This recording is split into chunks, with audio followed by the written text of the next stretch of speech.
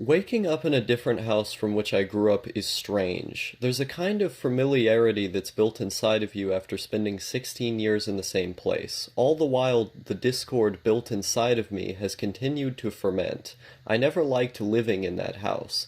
The mold, the mildew, the lack of good internet access, not having a door, and watching the floor itself seep with fluid the moment you step on it without socks made for an unruly experience, to say the least.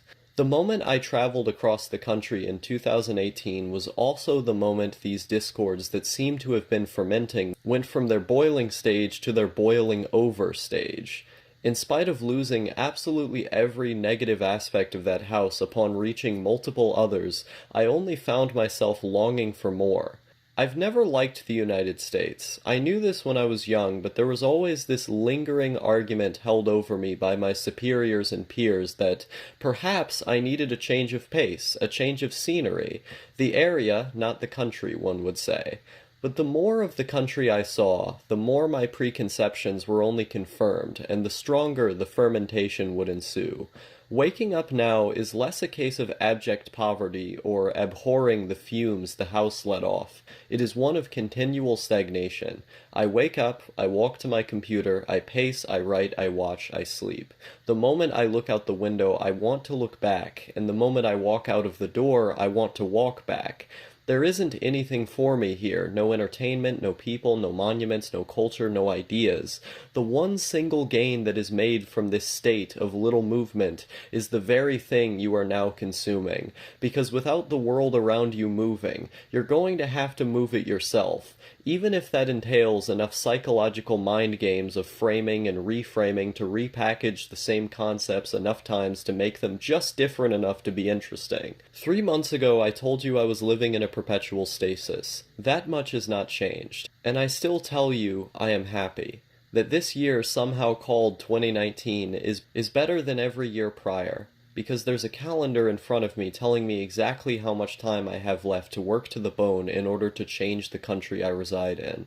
These four walls may be a trap, moved by the passage of time, but perhaps that passage of time is my only salvation in finding not another set of walls, but a new paradigm entirely. Nearly 3 years I spent waking up, hoping the lack of a door wouldn't lead to my parents questioning my otaku activity, going to the computer, pretending I was in school, and avoiding the outside at all costs, watching videos, desperately trying and failing to make videos, punishing myself for that fact, and going to sleep, only to wake up again in the vain hope that I could fall back asleep for longer, as if that was the only escape I had from not just relentless self-criticism, but also crushing loneliness.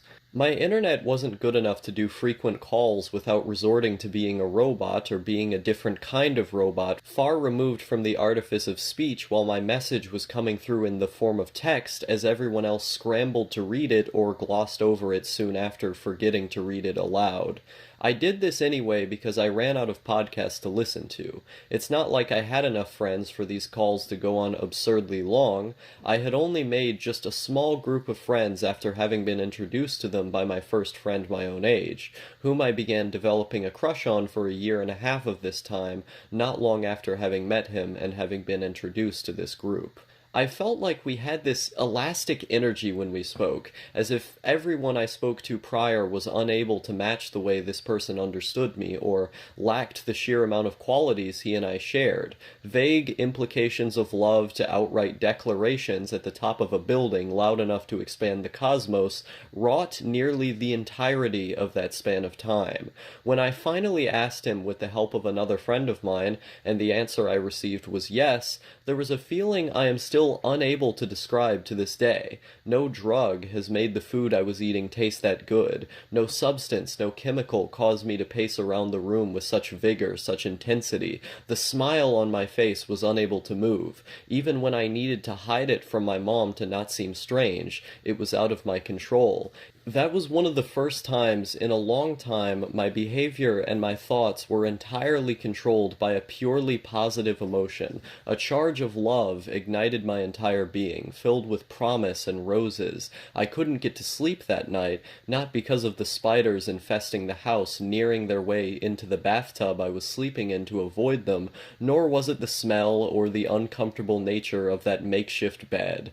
I was too happy to want to sleep, as the headphones in my ears exerted an emotional Kanye shouting all of the lights. Tears began to fall from my eyes, so many that you could see them at the bottom of the bathtub.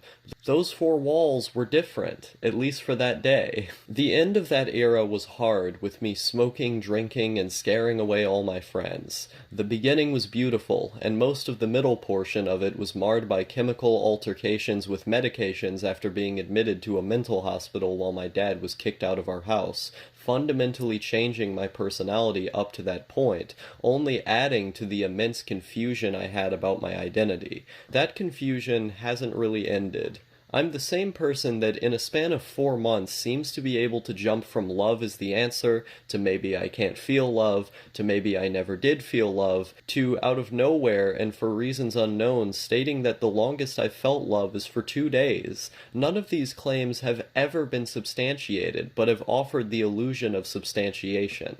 My heart is conflicted, and ever since that night when I received the Discord message from him that I couldn't ever fix what I had done, that I would never be with the man that I loved, I haven't been quite sure of what that organ called a heart even is, or perhaps I didn't want the pain flowing from it anymore. The one truth that has remained the same in every change I have purported to commit to, only to renege on soon after, is that my blood is red and my heart is on the left. Regardless of how much you feel, how much you don't feel, or however much you don't know you do feel, you have to stand for something in this world. As the world continues to be torn down, it is our duty, our mission to build something in its place.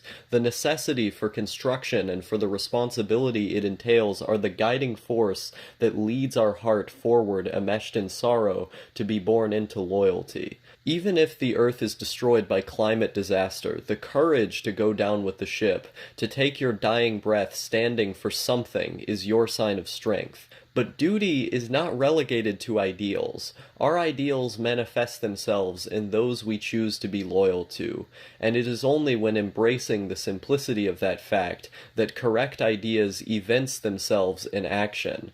By working together, by letting go of one's own preconceived identity to pursue a duty beyond themselves and embrace what makes us the same rather than what makes us different, our hearts grow brighter than they were before, not in spite of the torment and loss we've experienced, but in this sense, because of it. I'm not afraid of loving you anymore. If there is one thing I know for sure now, it is where my heart stands, and that my love for you is fact. There are still four walls, but I'm not afraid anymore. I love you.